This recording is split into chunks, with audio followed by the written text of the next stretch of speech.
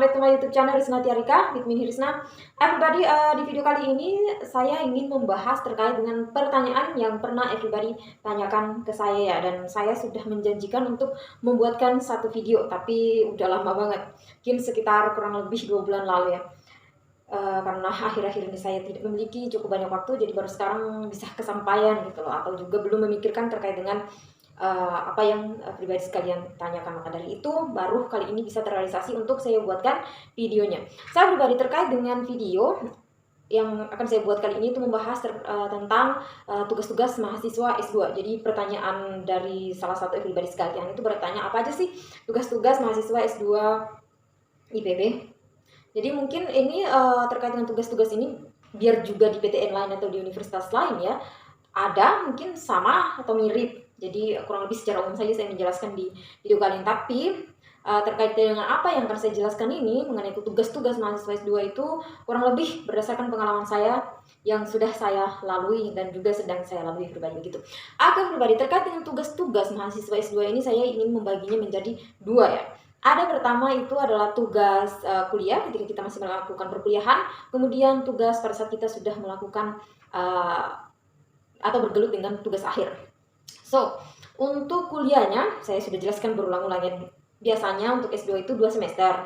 Kemudian kuliahnya ya, kemudian semester berikutnya itu kita full melakukan research terkait dengan tugas akhir kita. Jadi paling lama kuliahnya itu 2 semester ataupun semester 3 itu paling 1 mata kuliah atau 2 mata kuliah seperti itu ya.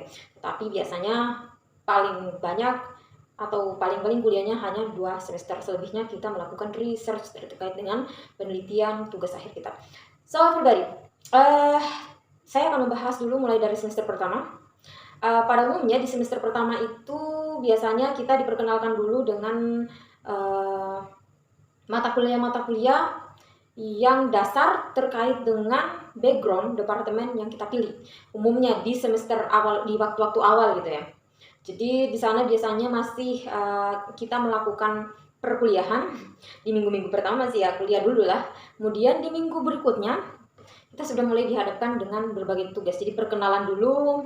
Tapi nggak lama kalau misalnya di studi sebelumnya itu dosen memberikan penjelasan biasanya bahkan sampai dengan akhir semester ya, tugasnya paling 1-2. Tapi kalau di strata S2 kita itu banyak banget, hanya 1 minggu aja gitu kuliahnya. Kemudian selanjutnya itu kita dihajar dengan berbagai tugas, dan tugasnya juga tidak main-main. Terkait dengan tugas dalam kuliah ada yang namanya membuat jurnal. Jadi sometimes kita dikasih 1 tema terkait dengan pembelajaran yang diberikan. Jadi dosen akan memberikan kita 1 tema, kemudian kita membuat 1 paper, 1 jurnal, seperti jurnal review gitu, berkaitan dengan tema yang diberikan, seperti itu. Jadi kita membuat sebuah jurnal. Kalau misalnya jurnalnya bagus ya bisa dipublikasi, seperti itu. Jadi udah siap. Kalau ya biasa-biasa aja ya enggak, seperti itu ya. Kemudian berikutnya juga kita sometimes disuruh untuk melakukan presentasi. Jadi seperti sebelumnya dikasih tema terkait dengan suatu materi, kemudian disuruh cari berbagai referensinya, kemudian dari referensi yang sudah kita temukan, kita membuatkan PPT. Kemudian PPT itu kita presentasikan terkait dengan tema yang diberikan tadi, kita presentasikan di depan teman-teman kita yang membahas tentang tema tersebut. Jadi misalnya dalam satu kelas tidak banyak ya, misalnya sebutlah 12 orang dalam satu kelas. Jadi setiap orang itu memilih 1 tema tersendiri kemudian dibahas. Jadi sistemnya kita menjelaskan ke teman-teman kita, jadi dosen hanya memantau saja gitu. Kita yang menjelaskan terkait dengan materi tersebut. Seperti itu ya pribadi. Jadi biasanya dalam hal menyampaikan sesuatu, membuat PPT yang tentunya materi, tingkat kesulitan atau kesukaran materinya juga tidak main-main, itu membutuhkan effort tersendiri. Dan itulah tugas-tugas kita ya pribadi.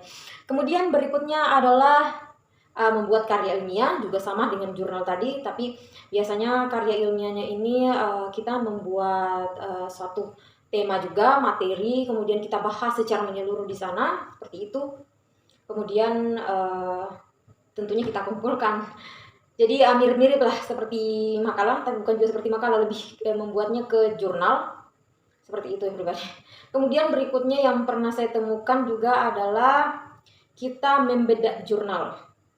Jadi sometimes ada jurnal, misalnya jurnal-jurnal terbaru yang membahas ilmu-ilmu terbaru, penemuan-penemuan terbaru kita diberikan, kemudian dibedah, kita membaca jurnal itu, kemudian kita menyimpulkan, mengambil satu kesimpulan apa dibahas dalam jurnal ini.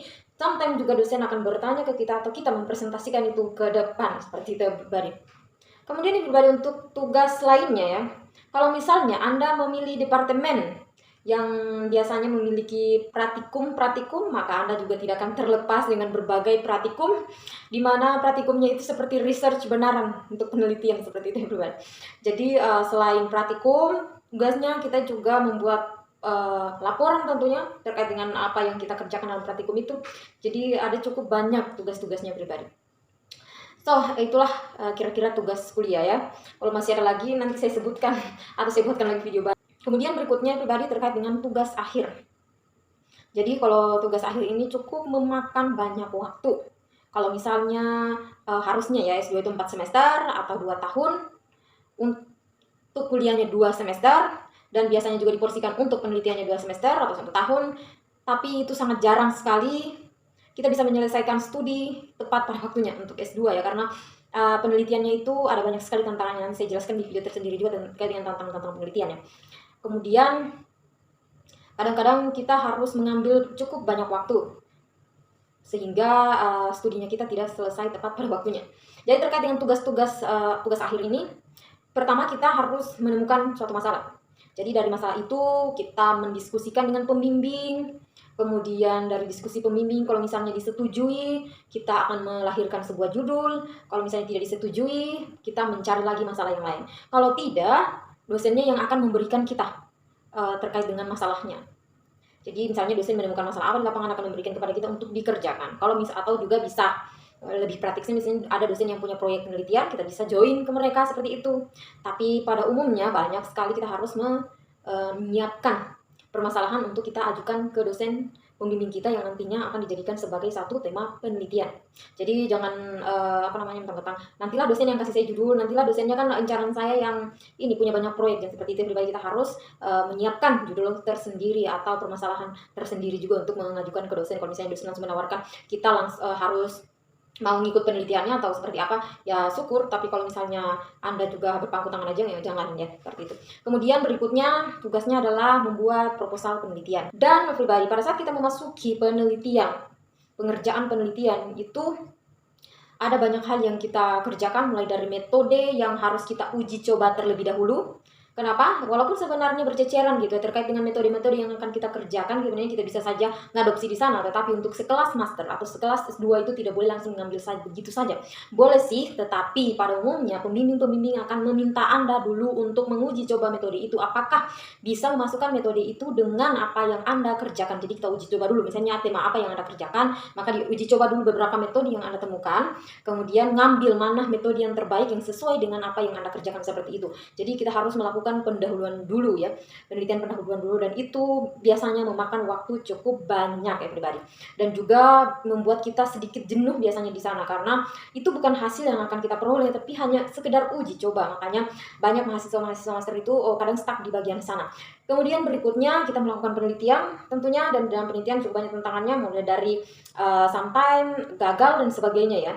Kemudian setelah kita melakukan penelitian, menyusun hasil, konsul-konsul juga, konsultasi-konsultasi, salah diganti, kemudian revisi-revisi. Selanjutnya kalau misalnya kita sudah melewati itu semua, maka kita akan melakukan ujian hasil.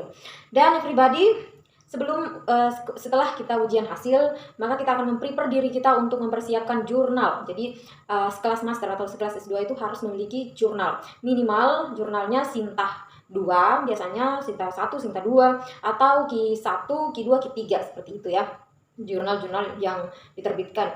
Kemudian berikutnya kalau misalnya sudah terbit jurnal, itu kita boleh ujian tesis. Jadi kalau misalnya kita belum memiliki jurnal, misalnya jurnalnya kita belum submit, kita belum menerbitkan, biasanya sih hanya sampai submit aja udah boleh tesis ya, tapi ada nilai tertentu dikasihkan, nggak nilai full gitu. Jadi semua jurnal udah kelar, itu baru kita bisa ujian tesis. Jadi sebenarnya jurnal ini adalah sebagai salah satu syarat untuk kita bisa ujian tesis. So itulah kira-kira pribadi terkait dengan tugas-tugas dari mahasiswa S2, mulai dari tugas perkuliahannya sampai dengan pengerjaan tugas akhirnya. Mudah-mudahan bagi pribadi sekalian sedang melanjutkan studinya survive ya untuk semua tugas-tugas ini. Saya pribadi itulah terkait dengan tugas-tugas mahasiswa S2. Mudah-mudahan bermanfaat bagi pribadi sekalian. Saya pribadi, thanks for you have watched my video. Meet again in the video and bye-bye.